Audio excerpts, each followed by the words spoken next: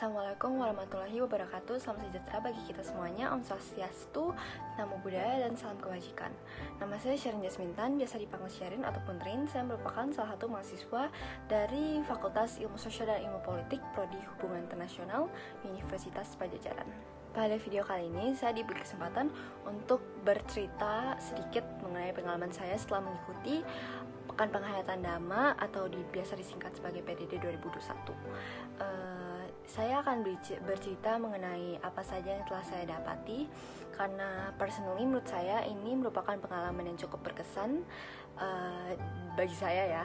Karena jika saya boleh curhat sedikit, sejujurnya saya bukan orang yang begitu religius ya. Ini berbanding sama keluarga saya yang memang merupakan cukup religius dan memegang tradisi Buddhis yang cukup ketat.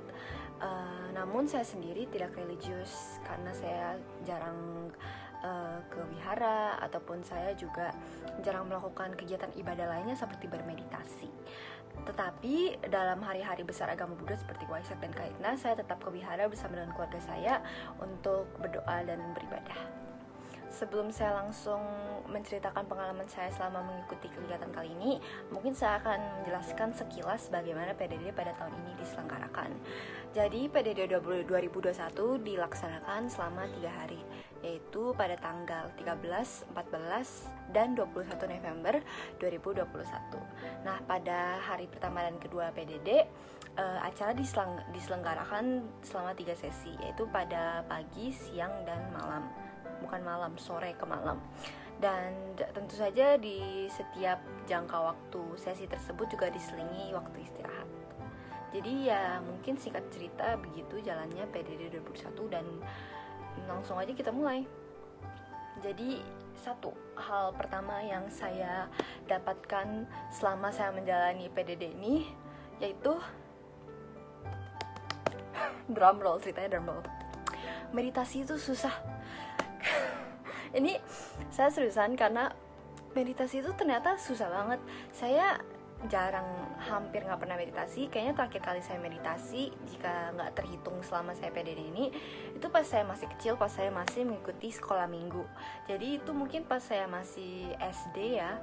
Jadi saya udah gak inget gitu loh meditasi dulu gimana. Dan ya mungkin kalau misalnya diperhitungkan dulu saya masih kecil, jadi mungkin saya dulu bahkan meditasinya di vihara juga nggak serius-serius banget, cuma tutup mata dan ya udah gitu loh.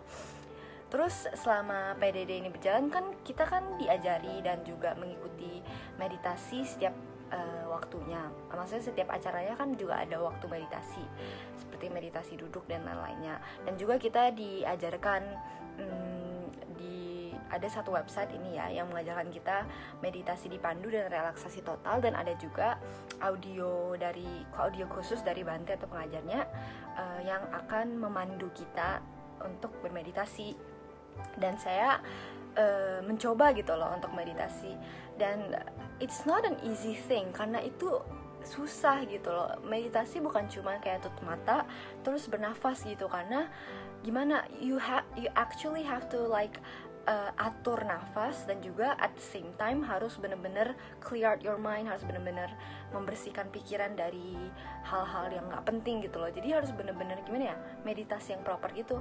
Dan selama PDD ini I learned the hard way kalau misalnya meditasi itu sebenarnya susah gitu loh. Jadi aku itu benar-benar respect gitu loh bagi orang-orang yang rutin meditasi, dan tentu saja juga bagi para Bante dan Biksuni yang juga udah dibilang udah pro gitu loh ya meditasinya, karena saya sendiri merasa meditasi itu cukup susah.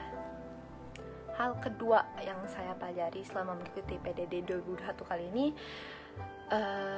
ini bukan ke pelajari ya, ini lebih ke saya jadi dapat menerima Buddha sebagai agama saya. Jadi gimana ya, saya yang tadinya tidak religius, setelah saya belajar lebih dalam lagi mengenai Buddha dan segalanya, saya lebih kayak oh jadi ini agama saya, dan saya lebih pengen jadi mengikuti kegiatan ibadahnya gitu loh, lebih ingin memperdalam gitu loh, karena saya kagum gitu ternyata Buddhism is just a religion that teaches you to be nice to people. I mean, semua agama juga kayak gitu, tapi maksudnya gitu kayak Buddha secara khusus merupakan agama yang tidak begitu banyak larangan atau aturan gitu loh ya.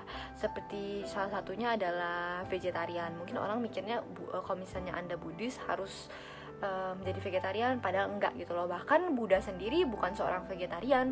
Nah, itu merupakan salah satu fakta yang saya ketahui dengan saya mengikuti salah satu sesi sharing pada PDD ini mengenai vegetarian dalam agama Buddha yang di sharing oleh Ci Santika.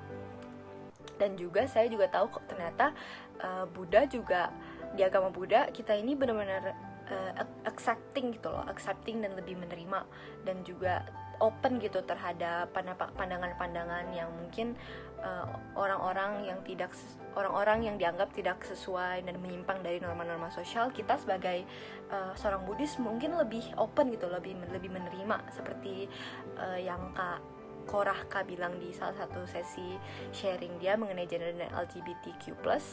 Ternyata saya tahu ternyata pandangan Buddha mengenai ini itu sangat open gitu loh, sangat accepting gitu lah dibilangnya. Dan ini membuat saya ya kagum gitu. 3. Saya sebagai seorang yang beretnis Tionghoa yang tinggal di Indonesia belajar untuk menjadi lebih apresiasi, bukan terhadap agama Buddha doang, tapi juga terhadap tradisi Tionghoa atau kebudayaan Tionghoa secara keseluruhan, yang merupakan sesuatu yang ancestor atau leluhur saya turunkan kepada saya gitu loh. Mungkin saya sejauh ini sebagai salah satu orang yang full etnis Tionghoa, saya hanya menjalankan hal-hal kewajiban yang disuruh mama saya gitu. Seperti misalnya sembahyang atau misal sembahyang kepada leluhur atau yang lainnya. Tapi melalui salah satu sesi sharing oleh Bante Badra Prana, maaf kalau misalnya saya menyebutkannya salah, mengenai kebudayaan Tionghoa dan agama Buddha, saya lebih tahu gitu loh, dan saya belajar untuk lebih apresiasi terhadap existence saya. Dan saya tahu bahwa leluhur saya atau misalnya ancestor saya untuk dapat datang dan tinggal di Indonesia ini tidak mudah, dan untuk saya, dan itu tugas saya gitu loh, untuk membantu preserve dan mengkonservasi kebudayaan yang sudah diturunkan dari generasi ke generasi sebagai seorang yang beretnis Tionghoa. Mungkin sekian dari saya. Maaf jika ada kesalahan dalam hal pengucapan ataupun penyampaian. Intinya saya merasa PDD 2001 kali ini merupakan suatu pengalaman yang tidak akan saya lupakan dan sangat berkesan ya personally bagi saya. Dan ya saya sangat bersyukur lah intinya, karena saya dapat diletakkan di dalam suatu komunitas Buddhism yang sangat hangat dan sangat accepting, yaitu di komunitas Buddhism Universitas Pajajaran. Dan saya juga terima kasih untuk kepada para narasumber dan para bante yang sudah meluangkan waktu untuk membagikan dhamma dan lainnya. Dan ya itu sekian dari saya. Terima kasih.